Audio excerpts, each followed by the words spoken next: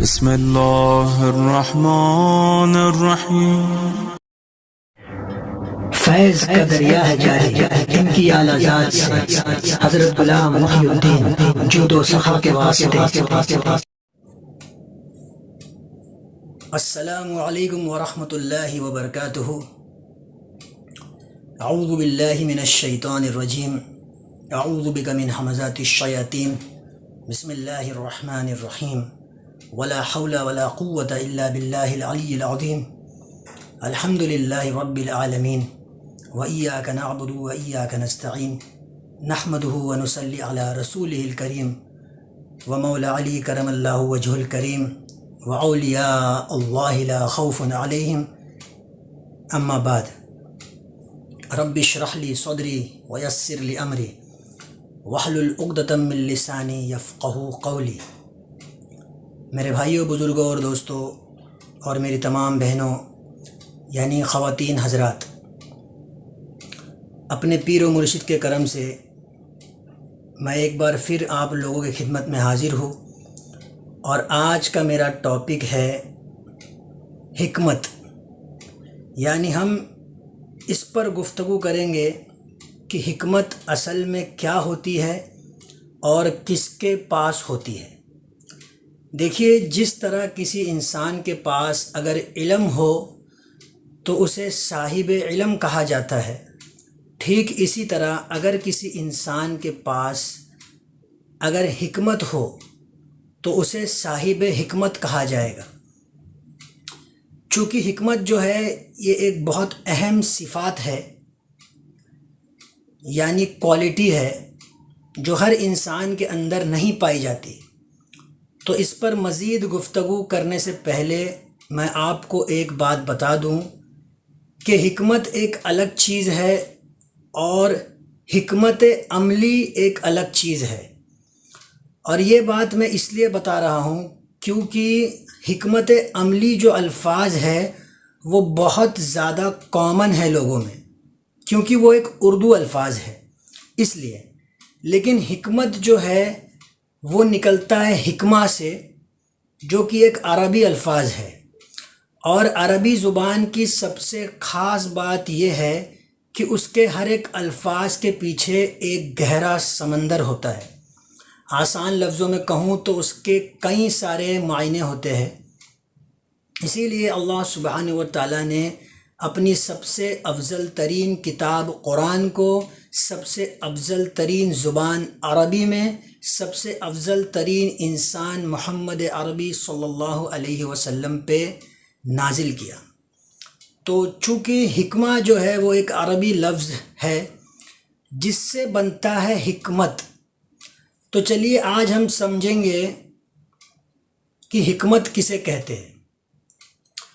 دیکھیے، میرا پچھلا جو ویڈیو تھا وہ علم کے اوپر تھا، یعنی اس میں ہم نے بات کی تھی کہ علم کسے کہتے ہیں۔ تو اگر کسی انسان کے پاس علم تو ہے مگر حکمت نہیں ہے تو وہ اپنے اس علم کا اتنا فائدہ نہیں اٹھا سکے گا جتنا کہ ایک حکمت رکھنے والا انسان اپنے علم سے فائدہ اٹھائے گا اور پہنچائے گا۔ اسی لیے حکمت کو سمجھنا بہت ضروری ہے۔ ممکن ہے کہ بہت سے صاحب علم نے حکمت کو اپنے انداز میں سمجھایا ہوگا، پر میرے نزدیک حکمت جو ہے وہ ایک اسرار ہے، یعنی ایک راز ہے، اور یہ ایک ایسا راز ہے جو ہر کسی پر نہیں کھلتا، اور جن پر کھلتا بھی ہے تو بہت ہی مشکل اور مدت کے بعد اس کی سمجھ انسان کو عطا ہوتی ہے۔ لیکن اللہ اپنے پسندیدہ بندوں میں سے جسے چاہتا ہے اسے حکمت سے نواز دیتا ہے، جس طرح اللہ نے قرآن میں فرمایا وَلَقَدْ آتَيْنَا لُقْمَانَ الْحِكْمَةَ، اور ہم نے لقمان کو حکمت عطا کیا۔ اور صرف کچھ چند ہی اللہ کے بندے ایسے ہیں جو اس زمین پر نمائندے بنا کر بھیجے گئے جنہیں حکمت پہلے سے ہی عطا کی گئی تھی، اور ان میں سب سے اعلیٰ مقام پر ہے سرور دو عالم محمد صلی اللہ علیہ وسلم، اور پھر ان کے جانشی شیر خدا مولا علی ابن ابی طالب علیہ السلام۔ اسی لیے حضور صلی اللہ علیہ وسلم نے فرمایا انا دار الحکمتی وعلی بابھا، میں حکمت کا گھر ہوں اور علی اس کا دروازہ ہے۔ تو جیسے میں نے آپ کو پہلے بتایا کہ حکمت جو ہے وہ ایک راز ہے، اور راز جو ہوتا ہے وہ کسی نہ کسی چیز کا ہوتا ہے۔ مثال کے طور پر آپ زمزم لے لیجئے تو کہا جائے گا کہ زمزم کے پانی کا راز کیا ہے، اور کسی کی خوبصورتی دیکھ کر کہا جائے گا کہ آپ کی خوبصورتی کا راز کیا ہے۔ تو ٹھیک اسی طرح کسی کی عقل مندی کو دیکھ کر کہا جائے گا کہ آپ کے عقل کا راز کیا ہے۔ تو حکمت جو ہے وہ عقل کا راز ہے، یعنی جس انسان کو حکمت عطا کر دی جاتی ہے اس کی عقل صلاحیت اتنی بڑھ جاتی ہے کہ اس پر علم روشن ہو جاتا ہے، اس طرح کی مانو جیسے وہ شمس کی روشنی ہو۔ یعنی شمس کو آپ کسی بھی کونے سے دیکھو تو وہ نظر آتا ہے، اسی طرح حکمت والا انسان جس بھی چیز کو پرکھے گا اسے اس میں علم نظر آئے گا، اور پھر جب وہ اس علم کو عمل میں لائے گا تو اس میں حکمت نظر آئے گی۔ ایک شخص مولا علی کے خدمت میں حاضر ہوا اور کہنے لگا اے علی، آپ ہر سوال کا جواب بڑی جلدی دیتے ہو، تھوڑا رک کر ٹھہر کر سوچ سمجھ کر دیا کیجیے، آپ ایسا کیوں کرتے ہو؟ مولا علی نے اس کی طرف مسکرا کر دیکھا اور سوال کیا کہ بتا تیرے ان ہاتھوں میں کتنی انگلیاں ہیں؟ اس شخص نے فوراً جواب دے دیا۔ تو مولا علی نے اس سے فرمایا کہ تھوڑا رک کر ٹھہر کر سوچ سمجھ کر جواب دیتے۔ تو وہ شخص کہنے لگا کہ اس میں کیا سوچنا، یہ تو میرے ہاتھ کی انگلیاں ہیں جو میرے نظروں کے سامنے ہر وقت رہتی ہے۔ تب مولا علی نے اس سے فرمایا کہ جس طرح تیری آنکھوں کے سامنے یہ تیرا ہاتھ روشن ہے، اسی طرح میری آنکھوں کے سامنے یہ کائنات روشن ہے۔ تو آپ اندازہ لگا لیجئے کہ جس انسان کے آنکھوں کے سامنے یہ کائنات روشن ہے اس انسان کے اندر کتنی حکمت ہوگی۔ تو جس بھی انسان کو علم اور حکمت کو پانے کا شوق ہو تو اس پر واجب ہے کہ وہ علم اور حکمت کے دروازے سے ہو کر گزرے، یعنی مولا علی کی چاہت اور ولایت کا اقرار کرے اور انہیں اپنا مولا تسلیم کرے۔ اب حکمت کے بارے میں آپ کو ایک اور بات بتاتا چلوں کہ حکمت جو ہے وہ ایک پوشیدہ چیز ہے، یعنی وہ ہمیں نظر نہیں آتی اور سمجھ نہیں آتی۔ مثال کے طور پر جس طرح قرآن مجید میں خضر علیہ السلام کا واقعہ بیان ہوا ہے کہ انہوں نے ایک کشتی میں چھید کر دیا تھا، تو دیکھنے میں تو یہ نظر آتا ہے کہ انہوں نے کشتی کو نقصان پہنچایا، لیکن اس کے پیچھے جو پوشیدہ حکمت تھی وہ کشتی کو بچانا تھا، نہ کہ اسے نقصان پہنچانا۔ تو حکمت جو ہے وہ پوشیدہ چیز ہے اور ہمیشہ سے اور ہمیشہ تک یہ ہر کسی کے سمجھ میں نہیں آ سکتی۔ اور اسی بات پر میں آپ کو ایک حدیث ہدیہ کرتا ہوں جس میں رسول اللہ صلی اللہ علیہ وسلم نے فرمایا اے لوگو، تم میں علی کی مثال ایسی ہے جیسے پوشیدہ اور ظاہر کعبے کی مثال ہے، جیسے پوشیدہ اور ظاہر کعبے کی مثال ہے۔ یعنی اس حدیث کا مطلب یہ ہے کہ ظاہر کعبے کو تو ہر کسی نے دیکھا ہے، لیکن اس میں پوشیدہ کیا ہے یہ ہر کوئی نہیں جانتا، صحابہ کے دور میں بھی اور آج کے دور میں بھی۔ آپ دیکھ لیجئے آج دنیا بھر میں کروڑوں مسلمان ہیں اور ہم سب نے کعبے کی ظاہر کو دیکھا ہے، لیکن ہم اس کے پوشیدہ کو نہیں جانتے۔ اسی لیے رسول اللہ نے علی کی مثال کعبے کی طرح بتائی، یعنی علی کو ظاہر تو سب جانتے ہیں لیکن پوشیدہ ہر کوئی نہیں جانتا۔ علی کو سمجھنا ہر کسی کے ظرف میں نہیں۔ تبھی کسی کہنے والے نے کہا ہے علی کو دیکھا نبی کو دیکھا، نبی کو دیکھا، خدا کو دیکھا، اور میرا دل کہتا ہے کہ کسی ولی کو دیکھا، علی کو دیکھا، علی کو دیکھا، نبی کو دیکھا، نبی کو دیکھا، خدا کو دیکھا۔ خیر بہرحال یہ باتیں ہر کسی کے سمجھ میں نہیں آ سکتی، تو ہم آگے بڑھتے ہیں۔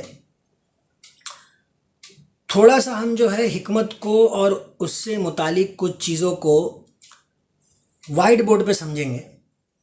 تو چلیے کیمرے کو پھیر لیتے ہیں۔ دیکھیے، حکمت جو ہے وہ اللہ کے خزانوں میں سے ایک دولت ہے، اور جس انسان کو حکمت عطا ہو جاتی ہے اسے ہم حکیم بھی کہتے ہیں، یعنی حکمت رکھنے والا۔ اور جس طرح ایک دولت مند انسان اپنی دولت کا استعمال کر کے خود بھی فائدہ اٹھاتا ہے اور دوسروں کو بھی فائدہ پہنچاتا ہے، ٹھیک اسی طرح ایک حکمت والا انسان اپنی حکمت کے استعمال سے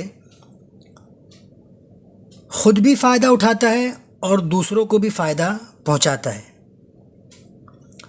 اب یہاں پہ میں ایک اور اہم بات آپ کو بتاتا چلوں کہ حکمت ایک ایسی واحد نعمت ہے جس کا کوئی منفی پہلو نہیں ہے، یعنی اس کا کوئی نیگیٹو سائیڈ نہیں ہے۔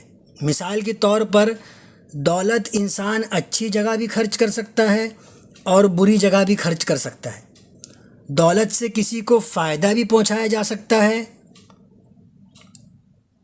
اور نقصان بھی۔ اور اسی طرح جتنی بھی نعمتیں انسان کو حاصل ہے، لگ بھگ سب کے اندر منفی پہلو بھی ہوتے ہیں، نیگیٹو سائیڈ۔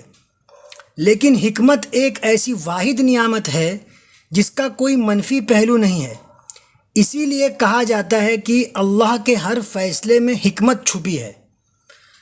اب جو یہ حکیم ہے یعنی حکمت رکھنے والا انسان، اس کے اندر چند خاص چیزیں پیدا ہونے لگے گی، جس میں سب سے پہلی چیز ہے صلاحیت، یعنی اس کی ذہنی طاقت، قابلیت، سمجھداری عروج پر چلے جائے گی۔ دوسرا ہے علم، جیسا کہ میں نے آپ کو پہلے بھی بتایا تھا کہ جس انسان کو حکمت عطا کی جاتی ہے اس کے لیے علم روشن ہو جاتا ہے۔ اور پھر ہے حق پرستی، یعنی وہ ہمیشہ حق کا ساتھ دینے والا بن جائے گا اور انصاف و عدل کا قائل ہو جائے گا، اور ایسا کرنے کے لیے اسے ضرورت پڑے گی ہمت کی، اسی لیے اس کے اندر ہمت بھی پیدا ہو جائے گی، اور وہ اپنے مقصد پر قائم رہنے کے لیے سب کچھ قربان کرنے تیار ہو جائے گا، اسی لیے اس کے اندر قربانی دینے کی توفیق پیدا ہو جائے گی۔ اور سب سے اہم بات جو اس کے اندر پیدا ہوگی وہ ہے اطاعت، یعنی وہ اپنے وقت کے امام کی اور اپنے رسول کی اور اللہ سبحانہ و تعالیٰ کی اطاعت کرنا سیکھ جائے گا۔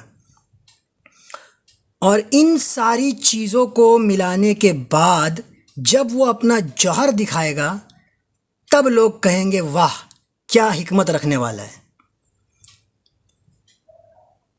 اور جوہر جو ہے وہ انسان اپنے علم اور حکمت سے دکھاتا ہے، اور علم اور حکمت کو پانے کے لیے انسان کو 3 چیزوں کی ضرورت پڑتی ہے۔ پہلے اسے نیت کرنا ہوگا، پھر اسے تلاش کرنا ہوگا، اور پھر اسے سیکھنا ہوگا۔ اور نیت کا تعلق جو ہے وہ ایمان سے ہے، اور تلاش کا تعلق مکان سے ہے، یعنی جب وہ نیت کرے گا تو اسے ایمان مل جائے گا، اور جب وہ تلاش کرے گا تو اسے مکان مل جائے گا، اور پھر جب وہ اسے سیکھنے کی کوشش کرے گا تو اسے مکان میں داخل ہونا پڑے گا، اور داخل ہونے کے لیے اسے دروازے سے ہو کر گزرنا پڑے گا۔ اب یہ مکان کون ہے؟ ہمارے پیارے نبی صلی اللہ علیہ وسلم۔ اور دروازہ کون ہے؟ مولا علی۔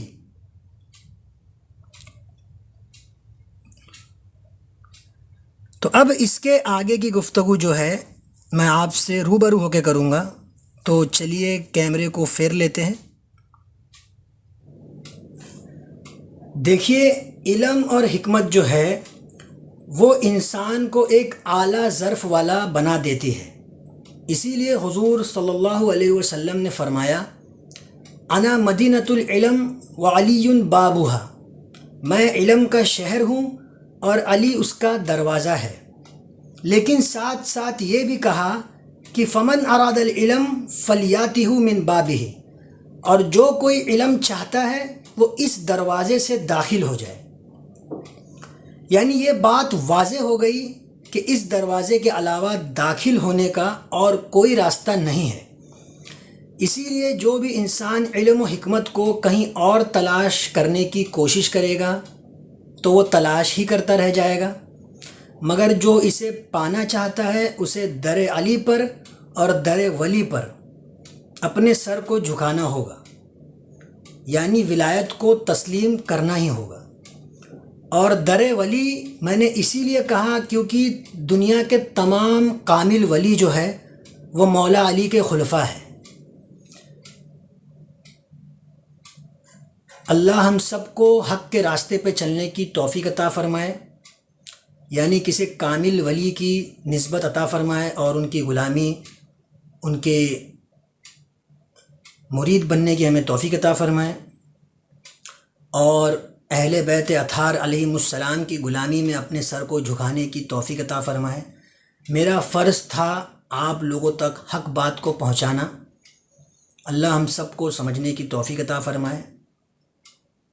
میں اپنی بات کو آج کے لیے یہیں ختم کرتا ہوں، اور امید کرتا ہوں آپ لوگوں کو بات احسن انداز میں سمجھ میں آ گئی ہوگی۔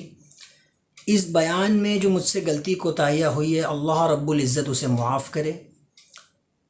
وآخر دعوانا ان الحمد للہ رب العالمین۔ الا ان اولیاء اللہ لا خوف علیہم ولا هم يحزنون الذین آمنوا وكانوا يتقون سبحان ربک رب العزت عما یصفون وسلام علی المرسلین والحمد للہ رب العالمین۔ خلق جن کا بے مثالی، فیض جن کا بے کراں، حضرت غلام محی الدین بے ریا کے واسطے فیض کا دریا ہے جاری، جن کی اعلیٰ ذات سے حضرت غلام محی الدین جود و سخا کے واسطے